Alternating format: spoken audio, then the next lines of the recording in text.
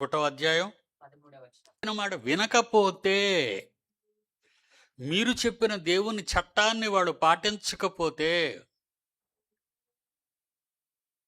వాళ్ళు నరకానికి వెళ్ళిపోతారు. తీర్పు మీరు చెప్పారు.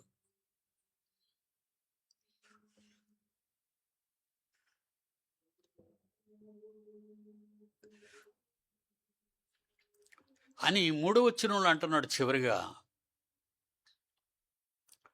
మనము దేవదూతలకు తీర్పు తీర్చుదుమని ఎరుగరా. మనం ఎవరికి తీర్పు తీరుస్తామట? దేవదూతలకి. మీరు కన్ను మూసిన వెంటనే,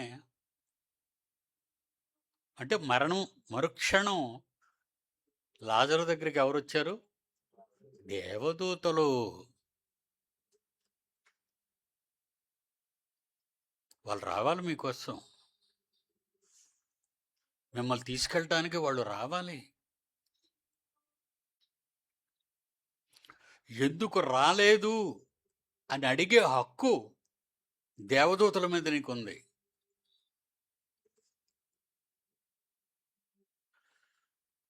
ఎంత అధికారం ఇచ్చాడండి దేవుడు మనకి. నిజంగా ఆలోచిస్తే ఎంత అధికారం.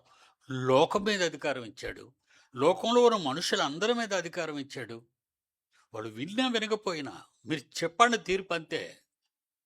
నమ్మకపోతే పోతావు, నమ్మని వారికి శిక్ష విధించబడుతుంది. వాళ్ళు వింటారా వినరా మనకు అనవసరం. విన్నారా లేదా, మనం చెప్పామా లేదా, మన నోట నుండి బయటకు వచ్చిందా లేదా, లేదంటే ఎప్పుడు నోరు మూసుకొని కూర్చుంటామా?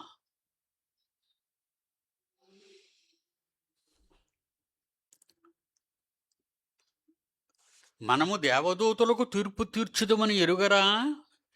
ఈ జీవన సంబంధమైన సంగతులను గూర్చి మరి ముఖ్యంగా తీర్పు తీర్చవచ్చును కదా.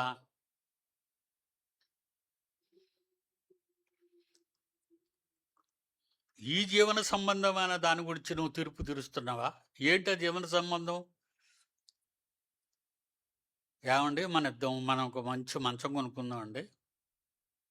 ఏమండి మనం మంచి ఇల్లు, ఒక ఫ్లాట్ కొనుక్కుందామండి. అది జీవన సంబంధమైనవే.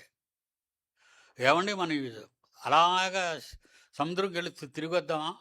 ఏమండి సినిమాకి వెళ్దామా? ఏమండి మన చుట్టాల దగ్గరికి వెళ్ళి వచ్చేద్దామా?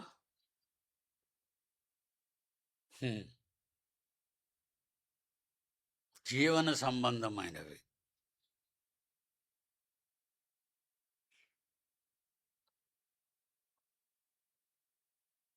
దేవుని దగ్గరికి వెళ్ళవు.